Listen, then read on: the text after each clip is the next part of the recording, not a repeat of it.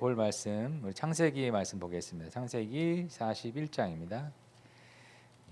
41장 37절부터 45절 말씀입니다. 제가 봉독할게요. 바로와 그의 모든 신하가 이 일을 좋게 여긴지라 바로가 그의 신하들에게 이르되 이와 같이 하나님의 영에 감동된 사람을 우리가 어찌 찾을 수 있으리요 하고 요셉에게 이르되 하나님이 이 모든 것을 내게 보이셨으니 너와 같이 명철하고 지혜 있는 자가 없도다. 너는 내 집을 다스리라. 내 백성이 다 내 명령에 복종하리니 내가 너보다 높은 것은 내 왕자뿐이니라. 바로가 또 요셉에게 이르되 내가 너를 애굽 온 땅의 총리가 되게 하노라 하고 자기의 인장 반지를 빼어 요셉의 손에 끼우고 그에게 세마포 옷을 입히고 금사슬을 목에 걸고 자기에게 있는 버금수레에 그를 태우매 무리가 그의 앞에서 소리 지르기를 엎드리라 하더라. 바로가 그에게 애굽 전국을 총리로 다스리게 하였더라. 바로가 요셉에게 이르되 나는 바로라. 애굽 온 땅에서 내 허락이 없이는 수족을 놀릴 자가 없으리라 하고 그가 요셉의 이름을 사브낫바네아라 하고 또 온의 제사장 보디베라의 딸 아스낫을 그에게 주어 아내로 삼게 하니라. 요셉이 나가 애굽 온 땅을 순찰하니라. 아멘. 예. 오늘 말씀은 야곱의 계보 계속 이어가고 있는데요. 우리 그 중에서 요셉의 이 애굽의 총리가 된 이야기로 함께 나눠보겠습니다. 새해 첫 만남이죠. 우리 여러분 옆에 계신 분들 보시면서 우리 새해 복 많이 받으세요. 하트 날리시면서 인사해 주겠습니다. 새해 복 많이 받으세요. 새해 복 많이 받으세요. 네, 네, 예, 반갑습니다. 정말 여러분 새해 복 많이 받으시고 올 한 해도 정말 멋진 일들 여러분에게 많이 있었으면 좋겠습니다. 사실 이 새해 복 많이 받으세요 이 인사말이 1년 내내 갔으면 좋겠는데 사실 안타깝게 우리 인생은 그렇지 못할 때가 참 많죠. 올 한 해 여러분은 뭐 여러 가지 계획도 있으실 것이고 또 생각하신 것도 있겠지만 어떻게 정말 여러분의 올 한 해가 어떻게 되리라 여러분 상상하실 수 있으세요? 아마 이 코로나 시대를 사는 사람들은 그게 쉽지 않겠다 하는 마음을 늘 가질 거예요. 갑자기 이런 일이 생기니까 인생이 막 다 꼬이죠. 다 모든 계획이 엉망이 되고 참 어려운 것 같아요. 그죠? 그럼에도 불구하고요. 사실 이 새해 복 많이 받으세요라는 인사말은 그리스도인들에게 가장 어울리는 말이에요. 왜냐하면 엄밀히 말하면 그리스도 안에 있는 모든 성도들은 모든 날들이 복을 받는 날이에요. 아닌가요? 사실 우리에게 뭐 여러 가지 온갖 일들이 벌어지겠지만 사실 전능하신 하나님, 우리를 구원하신 그 하나님이 우리와 함께 하시고 우리를 지켜주시고 우리를 인도하신다면 우리의 매일매일은 사실 우리에게 벌어지는 일에 상관없이 복을 받는 날이 맞습니다. 믿으십니까? 네. 안 믿으시는 분도 계시는 것 같은데. 뭐 마음에 확 와닿지는 않을 거예요. 하지만 하나님 말씀은 우리에게 분명히 그렇게 가르쳐주고 있어요. 그리스도 안에 있으면 우리는 언제나 하나님의 자녀이고 그 자녀는 반드시 하나님께서 승리하게 하실 것이기 때문에 그 자녀가 사는 날은 이제부터 복을 받는 날이다라고 그렇게 말씀해 주시니까요. 여러분 올 한 해 우리가 인사 나눴던 것처럼 정말 복 안에 거하시기를 주님의 이름으로 축원합니다. 네. 자, 요셉이 드디어 총리가 됐어요. 네. 죽을 위기를 지나 억울한 이 감옥에 갇혔지만 하나님께서 그를 건져내셨습니다. 감옥에서 그렇지만 요셉은 포기하지 않고 굉장히 성실하게 잘 살았어요. 그래서 그 안에서 많은 일들을 감당하면서 특별히 술 맡은 관원장의 꿈을 해석해 주면서 아주 예상하지 못한 미래가 그에게 열리게 됩니다.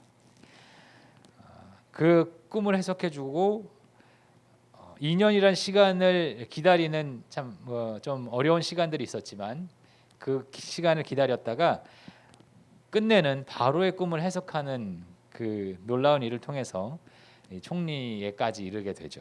네.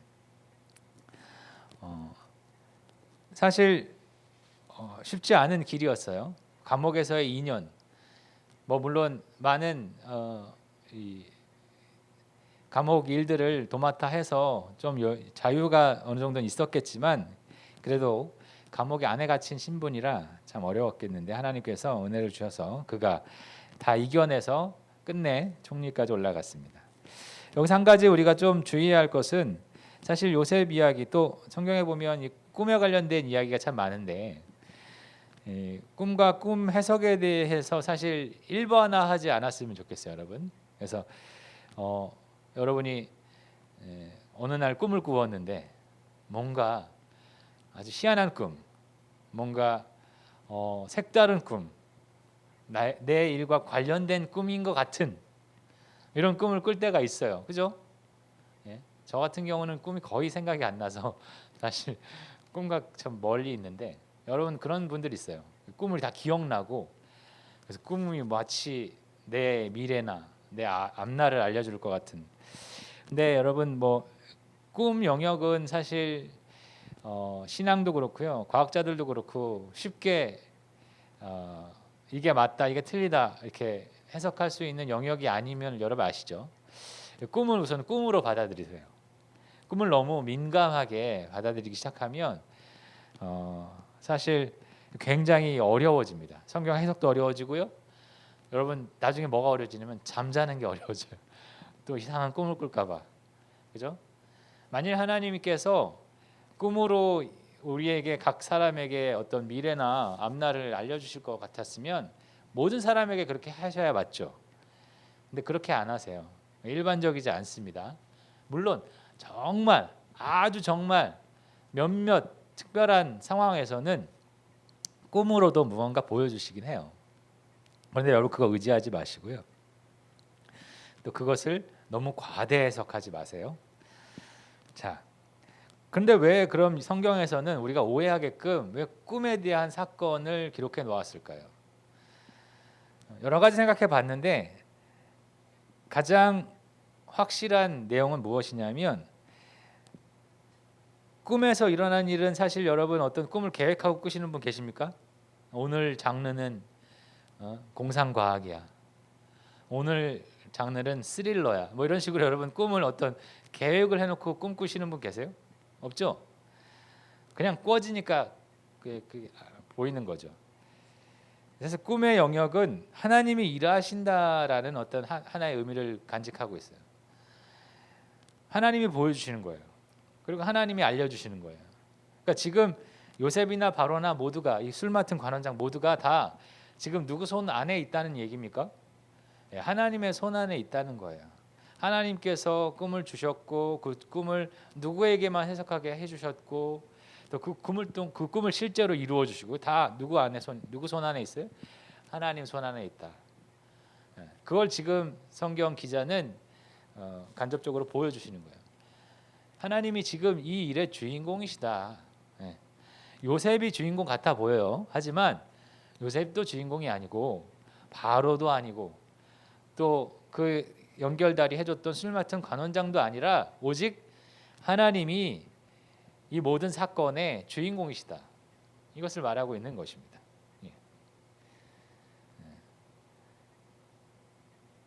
요셉의 인생, 바로에게 일어난 일, 제국 그 애굽이 당시에 최고의 제국이었는데 그 제국에 일어날 미래도 다 바로도 해결할 수 없고 요셉도 해결할 수 없고 그 누구도 해결할 수 없어요. 오직 하나님만 해결하실 수 있다 하는 것을 오늘 말씀은 우리에게 가르쳐주고 있어요. 자, 그러면 한 발짝 더 들어가 볼게요. 요셉이 총리가 된 일을 보고요, 많은 사람들이 이런 일반적인 결론을 내려요. 예수 믿으면 성공한다. 하나님 믿으면 성공한다. 이렇게 봐라. 결과를 봐라. 고생하고 막 어렵지만 결과적으로는 성공할 거야. 여러분 이런 결론이 맞나요? 예? 맞아요? 아까도 말씀드렸지만 우리는 복 받을 인생이에요. 그 최종적인 그 하나님의 인도하심 안에서는 그래요. 이것도 맞습니다. 요셉의 모든 인생 가운데 큰 그림은 누가 그리셨어요? 하나님이 그리셨잖아요. 그죠? 결국에는 성공할 거예요. 인생을 이끄시는 분이 전능하신 하나님이시니까 영원한 생명을 얻게 되고 끝내는 이렇게 승리하게 될 것이 맞습니다. 예? 사실 그래서 오늘 말씀은 1차적으로는 그런 효과가 있어요. 뭐냐면 정말 어려운 사람, 현재 괴로움 당한 사람, 고통당하는 사람에게 큰 위로가 돼요. 하나님께서 언젠가 우리의 인생을 인생 역전해 주실 것이다. 지금 어려운 것도 지나갈 것이다. 그러니까 하나님 안에 거하면서 이겨내어라. 오늘 말씀은 그런 큰 위로를 주고 있어요. 혹시 여러분 지금 좀 힘든 지체들 계십니까? 그러면 오늘 주신 이 요셉의 총리가 된 이야기를 많이 묵상해 보십시오. 정말 하나님은 이런 분이시다. 우리를 나락에 떨어뜨리신 것 같지만 끝내는 우리 나락에 그대로 두지 않으시고 우리를 건져서 승리케 하실 것이다 하는 하나님의 놀라우신 역사를 기대하시고 믿으시기 바랍니다. 네. 이런 1차적인 위로가 우리에게 있어요. 하지만 여러분 이 땅에서의 우리의 삶의 과정은 어때요? 녹록치 않습니다. 그렇죠? 일반 사람들의 눈에서는 성공하지 않은 삶을 살 수도 있어요. 그리스도인이지만. 네. 예를 들어 볼게요. 고생을 무진장하다가 그냥 이름도 알려지지 않은 채 죽어가는 그리스도인들이 태반이에요. 솔직히. 안 그래요? 네. 그리고 많은 또 소수의 사람들은 복음을 전하다가 핍박당하고 순교당하죠. 사실 우리는 이 순교의 세대, 핍박의 세대가 아니니까 이게 확 와닿았는데 실제로 불과 50년 전, 60년 전만 해도 사실 우리는 핍박을 받았던 그런 상황이 있었어요. 실제 맨 처음에 복음이 우리나라에 들어왔을 때에는 엄청난 핍박과 박해가 있었어요. 그럼 그분들은 실패한 건가요? 그렇게 소리 없이 복음 전하다가 객사하신 분들, 아주 심하게 죽으신 분들은 다 실패한 거예요? 다 예수를 잘못 믿는 거, 못 믿었던 거예요? 아니잖아요, 그죠? 또 사실 이거는 우리에게 많이 해당돼요. 뭐예요? 원치 않는 질병과 사고가 생기는 거. 여러분 그런 일 많이 경험하시잖아요. 내가 사랑하는 사람들, 내가 아끼는 사람들, 정말 열심히 착하게 성실하게 살았는데 하나님께서 데려가시거나 큰 병에 걸려서 아프거나 또 사고가 당해서 힘들어나 이런 일들이 우리에게 일어나요. 이런 걸 여러분 세상에서는 성공이라고 하지 않아요. 그렇잖아요. 그럼 이거 다 실패한 거예요? 다 예수 잘못 믿은 거예요? 그렇지 않죠. 예. 성경은 그렇게 가르치고 있지 않아요. 그러니까 여러분 그런 일들이 벌어지는 것이 하나님이 나를 미워해서라든지 아니면 내가 잘 예수를 못 믿고 있어서 그렇다고 생각하지 마세요. 물론 때로는 그런 어려움들도 우리에게 주실 수 있어요. 우리가 정신 차리라고. 그런데 그걸로 하나님께서 우리를 시험하시거나 우리를 일부러 어렵게 하시지 않는 거예요. 자, 그러면 그게 실패한 것이다라고 하면 예수 믿는 건 도대체 뭐예요? 예수 믿는 건 아무것도 아닌가요? 예수 믿어도 뭐 좋아지는 거 하나도 없고 나쁜 일만 생기고 뭐 나는 그냥 그대로 그냥 그대로인 것 같고 하나님께서 말씀을 통해서 우리에게 계속 가르쳐 주시는 건 그렇지 않다라는 거예요. 절대 그렇지 않다. 예수 믿는 게 아무것도 아닌 게 아니다. 특별한 거다. 엄청난 거다. 지난번에도 지난주에 그 구절을 예를 들었지만 그리스도 안에 있으면 이제 우리는 새로운 피조물이다. 이렇게 우리에게 가르쳐요. 완전히 다른 존재, 완전히 다른 차원의 인생을 사는 것이다 라고 가르칩니다. 좀 쉽게 얘기하면 노는 물이 다르다 하는 거예요. 이제 예수 믿는 사람들은 믿지 않는 사람들과 급이 다르다는 얘기예요. 이거 뭐 절대 뭐 어떤 우월감이나 그런 얘기가 아니라 전혀 다른 방식으로 살아가는 사람, 전혀 다른 세계에서 살아가는 사람이라 하는 거예요. 저와 여러분은 어떤 사람이에요? 정의 내리면 세상을 바라보는 사람이 아니고 하나님 나라 바라보는 사람이에요. 영생을 얻은 사람이에요. 영생과 관련된 사람이에요. 그렇다면 여러분, 우리 앞에 있는 삶의 어려움들을 어떻게 우린 받아들일 수 있을까요? 그렇지 않은 사람보다 담담하게 받아들일 수 있어요. 당장 누가 내 돈 100만 원을 떼먹었어요. 화가 나지만, 화가 나고 짜증도 나고 막 분노에 차가지고 막 그럴 수 있어요. 그런데 잘 생각해 보세요. 내가 100만 원 때문에 죽을까? 100만 원 때문에 내 영생이 취소될까? 아니잖아. 그러면 의연하게 넘어갈 수 있고요. 더 믿음이 좋으면 어떻게 할 수 있어요? 떼먹은 사람 용서해 줄 수도 있어요. 전혀 반응이 동의를 안 해주시는. 쉽지 않아요. 예. 내게 10만 원 떼간 친구도 용서가 안 되죠. 예. 근데 영생을 바라보는 사람에게는 가능한 일이라는 거예요. 그게. 그래서 심지어 원수도 사랑할 수 있다라고 성경 우리에게 가르쳐요. 예수 믿는 사람은 원수도 용서하고 사랑할 수 있다. 왜? 그가 나에게 한 잘못, 그가 나에게 한 나쁜 일들 화가 나지만 영생 안에서 그건 해결될 수 있는 일이니까. 그리고 더 크게 내가 하나님께 지은 죄가 훨씬 크니까 그쯤이야 용서할 수 있지 않은가. 마음이 넓어지는 거예요. 여러분, 예수 믿으면 그런 일들이 우리에게 있어야 돼요. 그런 마음으로 살아가는 사람이 돼야 돼요. 여러분은 어때요? 예수 믿는 사람으로 그런 다른 인생으로 살고 계십니까? 급이 다른 인생으로 여러분 살고 계세요? 잘 생각해 보세요.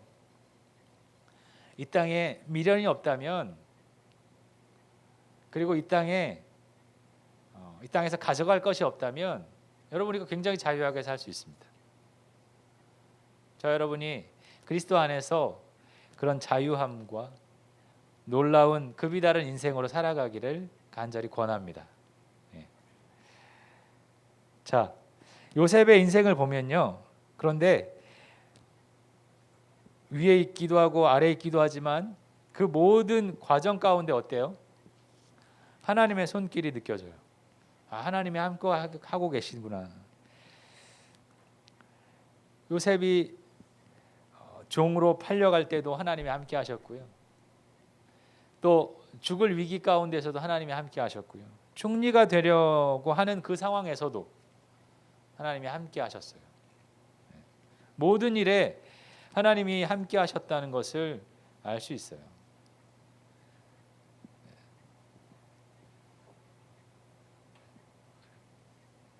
성경은 그것을 파노라마틱하게 우리에게 보여주고 있어요. 한 인생을 통해서.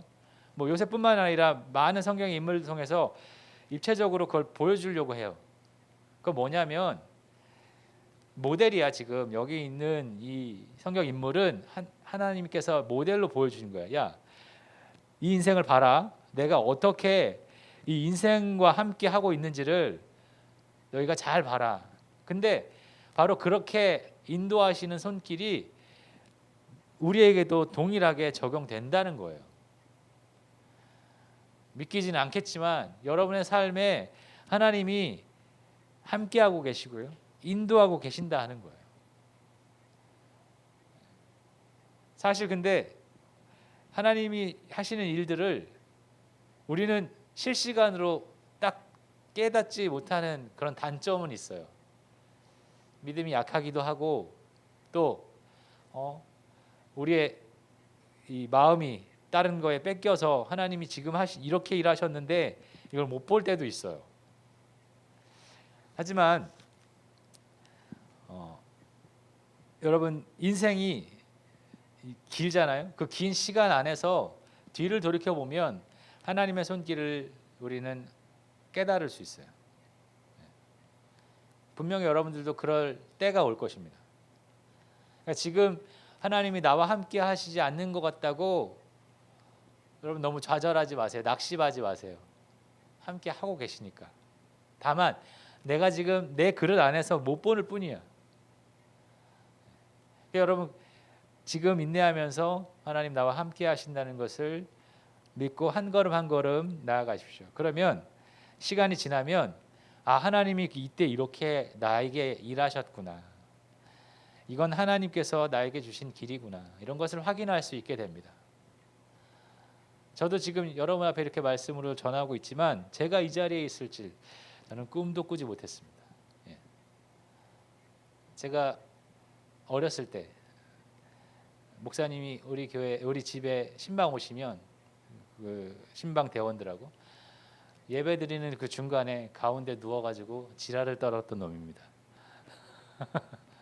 용돈 달라고. 그래서 저는 제가 자주 얘기하는데 어떤 집에 신방을 가면 애들이 있는지 먼저 확인합니다. 그래서 만약 혹시 그런 애가 있으면 너그러운 마음으로 용서해주고 있습니다. 내가 그런 일을 했으니까요. 그때는 그걸 몰랐어요. 내가 그 목사님의 위치에 가게 될 줄. 후회 많이 합니다 지금. 하지만 하나님께서 그렇게 우리들을 인도해 가고 계세요. 자, 그런데 중요한 거 한 가지 있어요. 왜 그럼 하나님께서 이런 일들을 허락하시나? 특별히 낮은 일도 허락하시지만 누구에게는 아주 높은 사람들이 보기에 이렇게 총리가 되는 이런 자리도 허락하시잖아요. 왜 이런 일들을 허락하실까요? 다 필요하시니까요. 목적이 있으니까 그렇습니다. 넓게 보면 하나님의 구원의 역사를 위해서 허락하십니다라고 보면 됩니다. 뭐 요셉은 민족을 살린 사람이니까 그럴 수 있지라고 생각하지만 그렇지 않아요.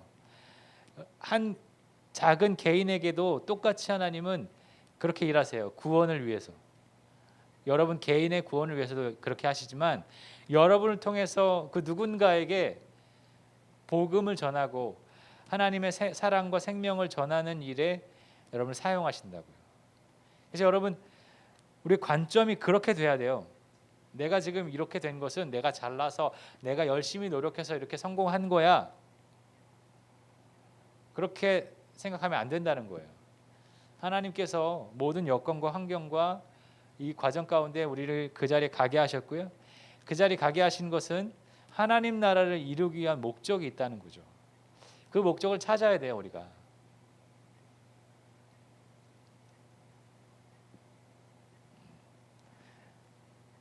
이거가 굉장히 중요한 질문이 되어야 돼. 매 상황에서. 내가 낮은 자리에 가서도 그 질문을 해야 되고요. 내가 별일 없는 순탄한 삶을 살아가는 중에서도 이 질문을 해야 돼요. 하나님, 왜 나에게 이런 상황을 허락하셨나요? 지금 내가 해야 할 일은 무엇일까요? 하나님, 나에게 맡기신 일은 무엇일까요? 이걸 찾아야 돼요.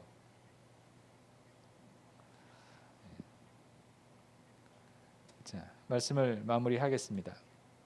제일 먼저는요. 여러분, 우리가 예수 그리스도 안에 있다는 것을 확신하십시오. 어떻게 해요? 여러분, 예수님이 여러분의 구주라는 것을 믿고 고백하십니까? 맞아요? 네. 그러면 여러분, 물론 엄밀하게 우리가 그리스도 안에 있는지는 우리 주님만 아시죠. 그러나 우리의 고백을 통해서 우리가 주님 안에 있다는 것을 확신할 수 있습니다. 저와 여러분은 이미 예수 그리스도 안에 있어요. 확인했어요.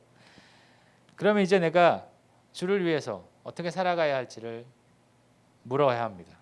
주님, 나를 부르셨고요. 나를 주의 자녀로 삼으셨는데 지금 내가 이 상황에서는 어떻게 살아가면 좋을까요? 주님 나라 위해 지금 내가 할 수 있는 일은 무엇일까요? 이런 것들을 묻고 하나님께서 알려주신 대로, 여러분 양심대로, 여러분 신앙의 지금 형편에 따라서 살아가시면 됩니다. 어떨 때는 낮은 곳에 있게도 하실 거고요. 어떤 때는 높은 곳에 있게도 하실 거예요. 자, 그래서 사실 인생 역전이라 함은 무조건 높아지는 것이 아닙니다. 성경에 따르면 하나님 말씀대로 우리가 본다면 내 마음대로 살던 인생이 하나님 마음대로 사는 인생이 되는 것이 바로 인생 역전입니다. 나아가 하나님이 원하시는 것들을 이루는 인생이 되는 것이 진짜 인생이 뒤바뀐 삶입니다. 전에는 내 욕심대로, 내 마음대로, 내 의지대로 살아갔지만 이제는 그렇지 않다. 이제는 그 주인이 바뀌었다. 그게 진짜 인생 역전입니다.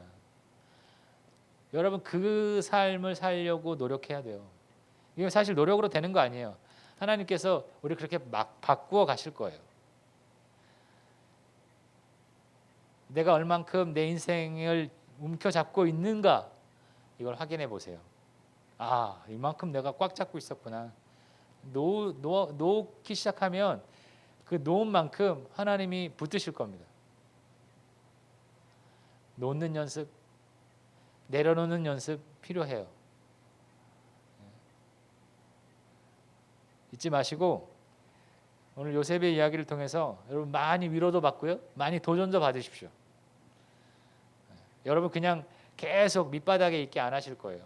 높이게도 하실 거예요. 근데 높아가지고 막 기고만장하고 교만하면 분명히 한번 딱 치실 것이고. 그러니까 높든 낮든 중요한 건 내가 그리스도 안에 있는가, 내가 하나님의 원하시는 것들을 이루고 있는가, 이게 진짜 중요한 거죠.